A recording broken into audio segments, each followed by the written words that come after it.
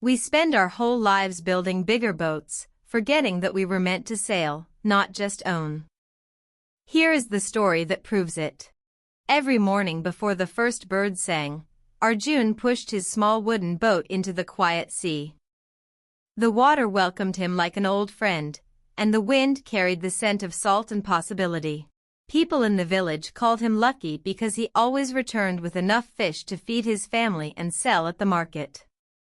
Yet every evening, as the sun disappeared behind the waves, he felt strangely restless. He would stand on the shore and watch enormous fishing ships disappear into the horizon.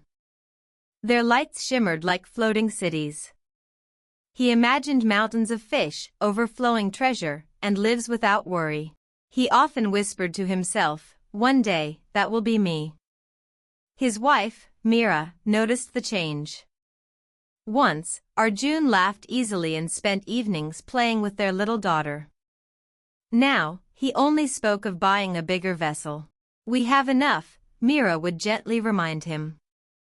Arjun would shake his head. "Enough isn't safety. What if the sea changes? What if I get sick?" The fear quietly became stronger than his gratitude.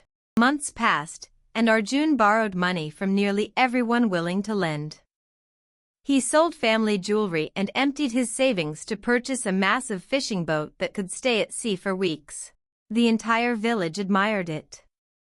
For the first few months, they were right. His catches doubled, then tripled. More money flowed into his home than ever before. He even planned to buy a second large boat, but success arrived carrying invisible baggage. The larger boat demanded costly fuel, mechanics, extra workers, insurance, and repairs.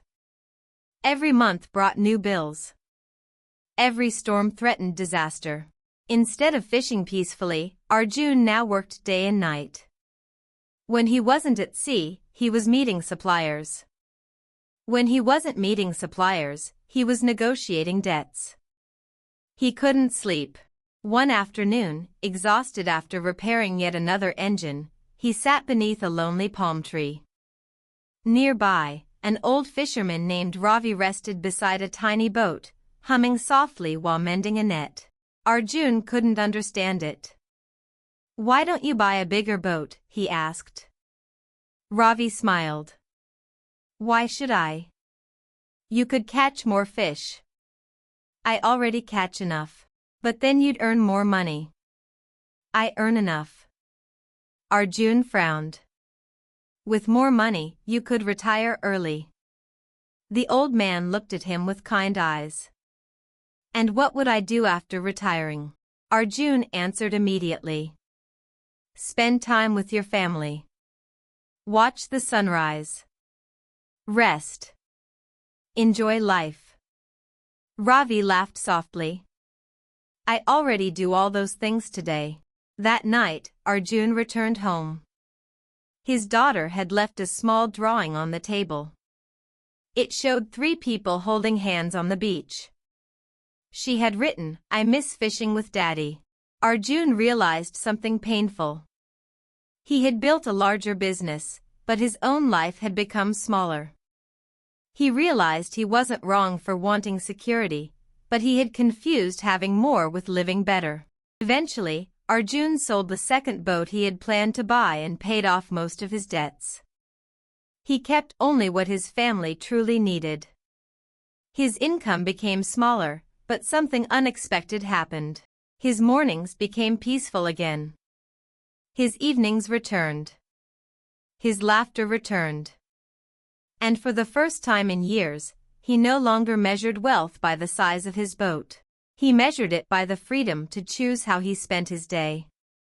Many believe financial freedom means being endlessly rich.